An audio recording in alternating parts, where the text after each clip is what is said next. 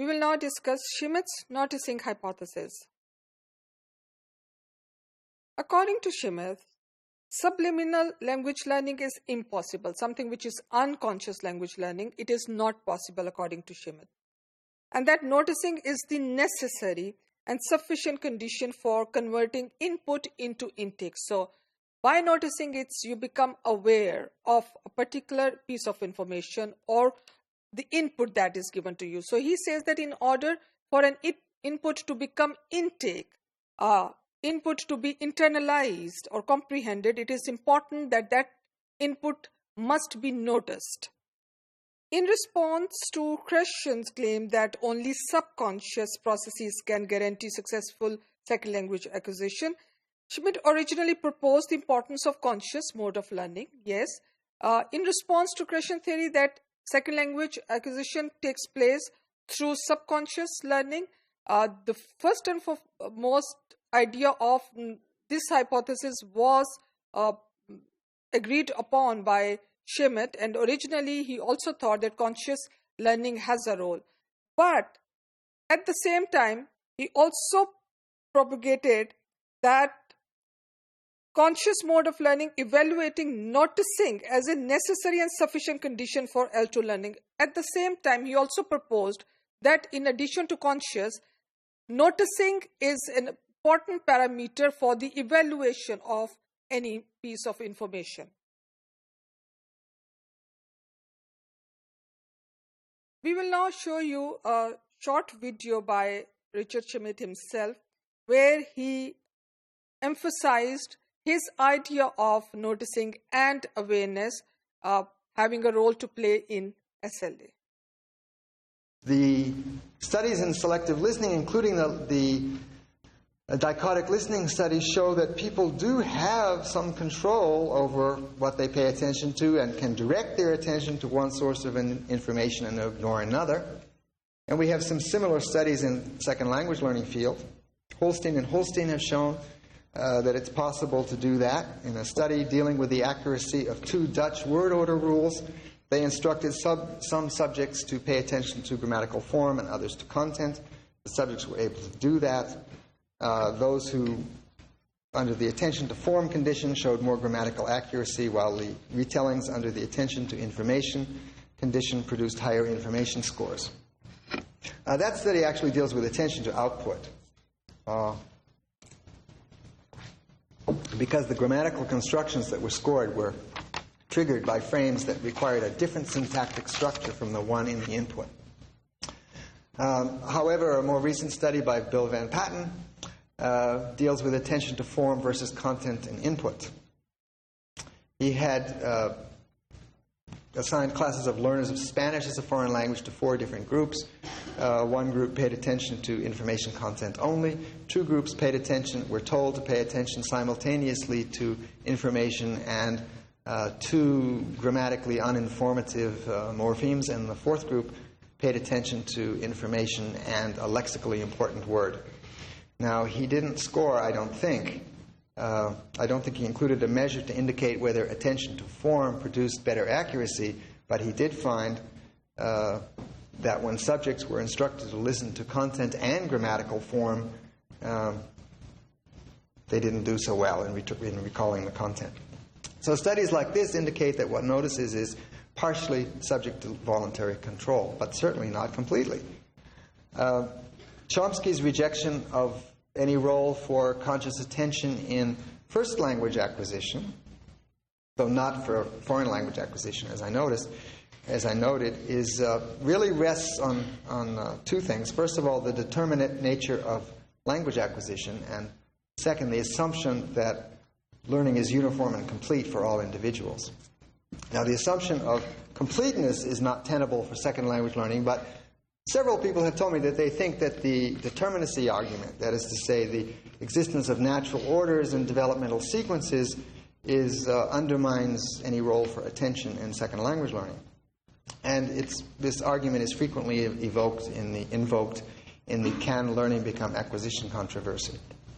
Just briefly, I'd like to say that I don't really think that argument affects my claim that attention is required. that noticing is acquired. Because, first of all, the intent to attend, okay, paying attention, is only one of the factors that is going to determine whether items in input are noticed. And it's important to know whether the principles that explain orders and sequences are completely different from those that determine noticing, or whether they're part of the same story. Okay? And I think there's some evidence to suggest that natural orders and developmental sequences may be partly determined by the same things that determine noticing. So you saw the concept of noticing being explained by him, where the attention and awareness have also a great role to play. From Schmidt's perspective, the learning to occur attention and low level of awareness, that is noticing. So we have to keep in mind that awareness or low level of awareness is noticing. Conscious registration of concurrence of some event, Schmidt proposes, are necessary, but high level awareness, which is understanding. Low level awareness is noticing, and high level awareness is understanding. Recognition of general principle, rule, or pattern is not required. So what he says is that from learning to occur, you only require noticing, which is a low level of awareness, and the high level of awareness, which is understanding, is not required at the moment.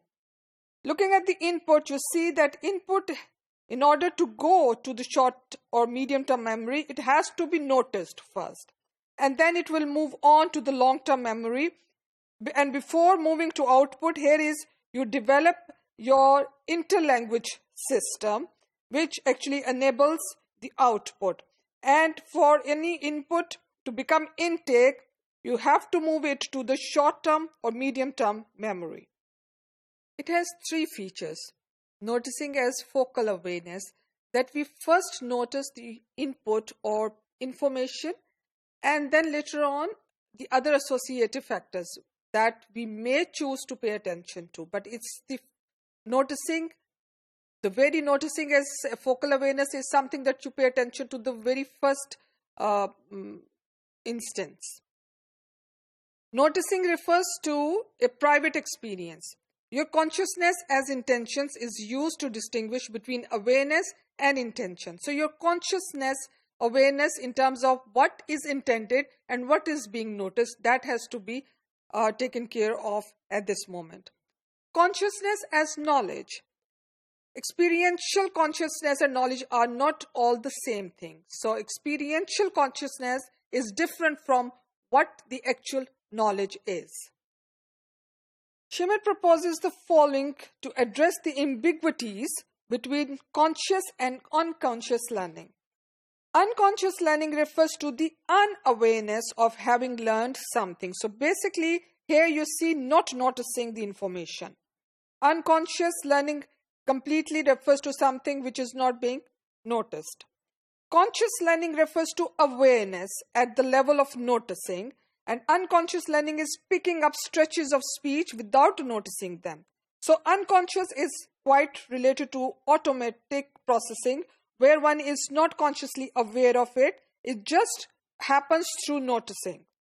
Third is conscious learning refers to intentions and efforts. So it depends, conscious learning depends on one's intentions, and through intentions you make effort. This is the incidental learning question. If noticing is required, must learners consciously pay attention? So noticing is something which is a low level of awareness. So in order to pay conscious attention, what is the role of the attention in this process? Conscious learning is understanding principles of language, and unconscious learning is the induction of such principles. So conscious is the understanding, and then unconscious is that how you induce those principles. This is the implicit learning question. Can second language learners acquire rules without any conscious understanding of them? Can that happen, that when you or any non-native speaker acquires second language, has to understand consciously the rules? Conscious learning is a deliberate plan involving study and other intentional learning strategies. Unconscious learning is an unintended byproduct of communicative interaction. So conscious learning is deliberate, and unconscious is an unintended byproduct of communicative. So there you would see that unintentionally communicative process involved, and not the conscious or deliberate involvement in a communicative process. Conscious learning allows the learner to say what they appear to know. So here you see know is again a very debatable in terms of what that knowing, is it comprehensible? Is it easy to understand? What is it that allows conscious and unconscious learning to make that input comprehensible or something that can be understood? To conclude, Schmidt's noticing hypothesis claims that nothing is learned unless it has been noticed. And noticing does not result in acquisition. Rather, it is the starting point of acquisition process. Second language, learner cannot acquire language feature unless they are aware of it in the input.